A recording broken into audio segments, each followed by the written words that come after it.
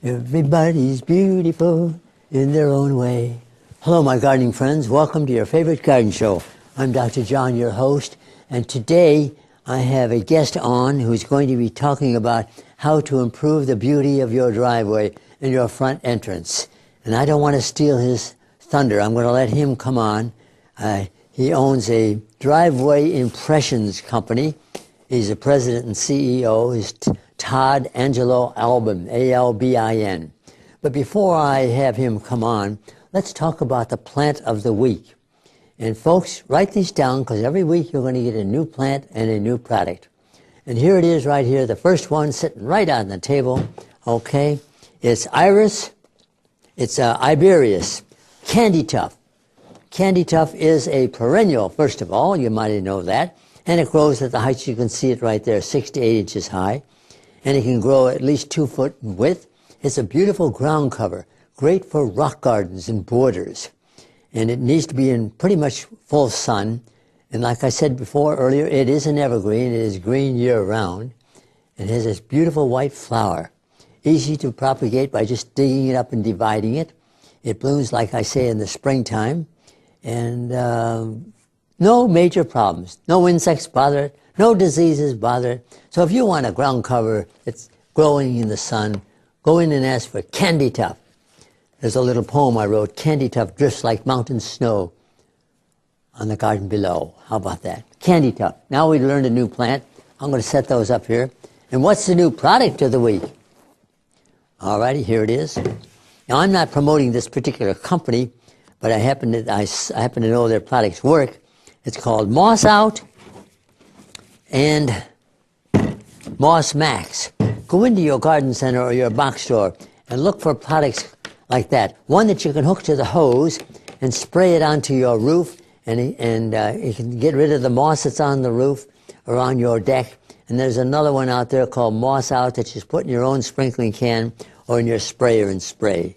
Okay? Moss Out, by the way, and this one here is Moss Out, can be used also on plants, on your lawn. Get rid of moss in your lawn.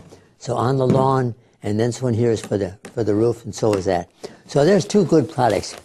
Moss is hard to kill. It's in the shade is where the moss grows, and in the lawn, it's usually too acid.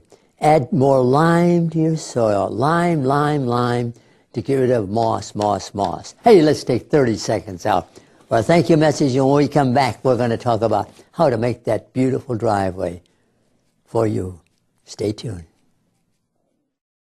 You can beautify your driveway with the look of brick, stone, or slate for less than you might imagine with Driveway Impressions. Driveway Impressions' patented technology stamps asphalt in a variety of brick, stone, and slate patterns. The proprietary polymer surfacing system colors and fortifies the asphalt for a durable, low-maintenance, stain-resistant finish. Imagine the look of a brick, stone, or slate driveway at a fraction of the cost. Call 703-464-8551. Driveway Impressions.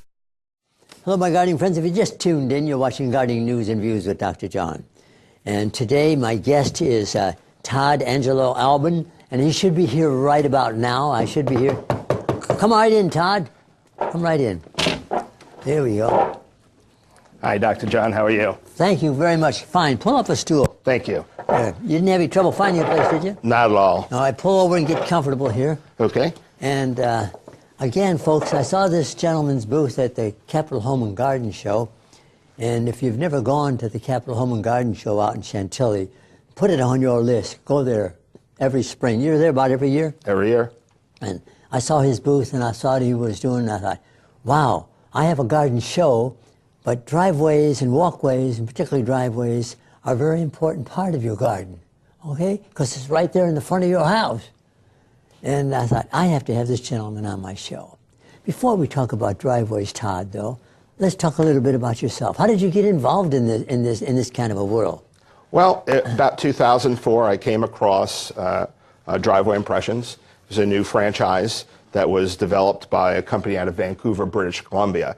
They've actually been in the world of decorative asphalt since 1990. 2004 was their first offering of the franchise, and I became one of their first franchisees. That's correct. And now I purchased the franchise or company from them, so we're also the franchisor for Driveway Impressions. What areas do you work covered? Just Northern Virginia? Or For us, as actually all over the United States, but for our company, we cover Virginia, Maryland, and D.C. Oh, so you do go into D.C. Oh, or you'll go definitely. and you'll cross the river into Maryland? Yeah, and we have franchises north all the way up to Boston. How about that? All righty. Well, let's tell our viewing audience what this is all about. I'm going to turn the show over to you, Todd. Okay. Well, we do decorative asphalt, so when folks think of a decorative solution for their driveway, a lot of people go through the effort of putting a patio in the back of the house, and they never really think of the curb appeal that a driveway has for the front of their house. In many cases in our area of Northern Virginia, normal subdivision driveway takes up about a third of the frontage. That's and right. people are tired of seeing big black landing strips. That's right. So our product happens to be the most affordable decorative product on the market. They have options like brick or pavers or decorative concrete options. We're the most affordable, but also the most practical. Now, when you for example, I have a concrete driveway, but my neighbor has a blacktop driveway. Do you just put this decoration? What is it? Is it painted on over the top of the blacktop? No, it's not a paint. It's not a paint job? Not at all. The process, first of all, is a proprietary process. It's patented internationally. Our products in 42 countries throughout the world. The majority of the locations are commercial in nature, and I'll talk about that and why that matters in a little bit. But just like painting a picture, we have to have the right palette. So whether you have a concrete driveway like yourself, or an old, tired, worn out black asphalt driveway, or you don't have a driveway at all, our first part of the process is a preparation process. So we'll do whatever necessary, remove the concrete, install a new driveway, fix what you currently have before we even begin the decorative part of the process. That's very important.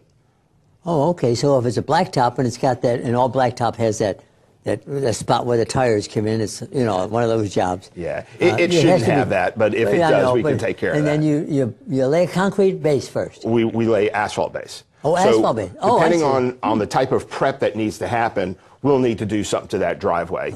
And a lot of folks don't realize that, particularly in our area, and you're right, depending on who installs a driveway, a lot of driveways need work. Okay, and again, it's the last thing they think of. So we'll do all the prep work, because ours is a long-lasting product. So we want to make sure that driveway is going to last for a long time, because this is an investment too, Dr. John. Well, now, do you have to have permits to do this? In other words, if I wanted my driveway, do I have to contact the county or the Fairbanks? No. I don't have none of that kind of stuff. We may need Miss Utility if we're expanding to another area or another apron. We may need some permissions for Adding that. to the house is one thing, but the blacktop driveway, you don't need a permit, folks, for this. Nope, absolutely not. So after we do the preparation process, it's really kind of a magical process to see. It draws a lot of attention. The way our product is installed then, Dr. John, is we're going to come in with this big piece of equipment. It's called an infrared reciprocating heater. It's about the size of a picnic table. And what that's designed to do is to gently heat the asphalt up to close to 300 degrees. Really? And it's a very specialized piece of equipment, because asphalt, even though it's durable, it's very easy to burn it as well with heaters. So our heater gently heats up, is propane and electric powered. Once that desired temperature is achieved, move that piece of equipment, then we come along with templates, much bigger than this, in whatever the pattern is. That's just your sample thing there, Yep, it's just a sample, so we can have brick or stone or whatever the design is, and we imprint that into the asphalt. So we're going to put that on top of the asphalt and take a big vibratory plate compactor and vibrate that template into the surface. Really? Yep, and we just lift that template right out. Now, that machine you're talking about that heats it, it must be very similar to the ones you see on when the highway and the county does it. They're heating it up, only it's a bigger piece of equipment. Yeah, well, this is a proprietary. The infrared reciprocating heater is very different than what they use on the highways. You'll see a lot of people with hand torches, and that's exactly what you don't want, because that will burn the asphalt and could ruin your asphalt Now, you forever. said this is the shape, but could you change the shape? Yep, this is just our standard brick pattern. Okay. But we have several different bricks. We have different cobblestones. We have different slates. So it's just a little sample of the template. And you'll notice that the template itself is about 3/8 of an inch thick. Yeah. So when this is imprinted into the asphalt, we pull it out, and now we have the grout lines for our product. How about that? So it's really a very clever way of how we get the impressions into the asphalt. But this is just half the magic. Did anybody ever ask you, look, I like what you're doing here, Todd, but I would like to have my my number of my house imprinted in there? Definitely. We do all sorts of customizations, Really? without a doubt. Whether they want a border on the edges or any other type of customizations. We had one customer in Manassas. He wanted the luminary, which is the little thing on the dollar bill, and we imprinted that in the center because he had a very large driveway up by the garage. So we have all sorts of capabilities, just pretty much limited to a person's imagination. Do you have people on staff that could even come up with a, supposing somebody, I'm really testing him now, folks, a shamrock? Sure, definitely. We have people who would like the Redskins logo. Really? But there's licensing issues with that. Yeah, I know, yeah. But a shamrock, you can pull that up. Without yeah, a or doubt. whatever. Yep. Okay, I'm sorry to interrupt. Carry on. Well, the next stage of the process, so it's very clever how we got the impressions into the asphalt. Okay. The next stage of the process is a product known as street bond. So people sometimes think, well, do you paint this asphalt? And again, it is not a paint. Absolutely not. We want to get you out of that mind because a paint will eventually wear, peel, and chip off. This is a coating product known as street bond, and it's a structured asphalt technology, and it happens in 2 stages. These are proprietary products as well. The first is a polymer cement-based material. So as the word polymer, meaning plastics, and cement, Portland cement, we're literally mechanically structuring those 2 materials into the asphalt. So our products are designed strictly for asphalt. They only work on asphalt. So they'll work with the mixed designs here in the state of Virginia, pretty much all over the union. The colorant is very insignificant. Again, it's these coating products. The first stage for the polymer cement, our crews will prepare this on site and then put a colorant, a dye, blue, green, red, really doesn't matter. Is that what these chips are here? Yep. These are just some of the color samples. Well, while you're talking, I'm going to do one of these, and Joe will pick it up. Okay. Go ahead.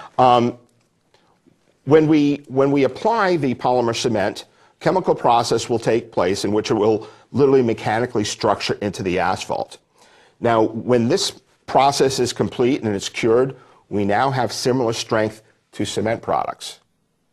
So we're much harder, much more durable than the asphalt we started out with. However, big difference. So we may have the strengths of concretes and stuff like that. Yeah. We're going to remain flexible like asphalt, which is very important for our region because of freezing and thawing issues. Well, that's true. So we're not going to get the cracking or the separation that you would associate with concrete products, and we don't have expansion joints. Okay, so it's a continuous surface. So that's the first stage of our process where we apply that polymer cement. The next stage is a modified epoxy acrylic. Again, these are proprietary materials. This is the second stage of the street bond process. We're going to prepare that on site, put the colorants in that as well, apply that to the driveway, and now this product creates a chemical bond. There's a chemical cross-link between the polymer cement and the modified epoxy acrylic so that they become one. They cure as one. And this is the stage where, when it's fully cured, gives us the versatility, the functionality, as well as the beauty of our Which is decorative what it's all product. about. That's exactly right.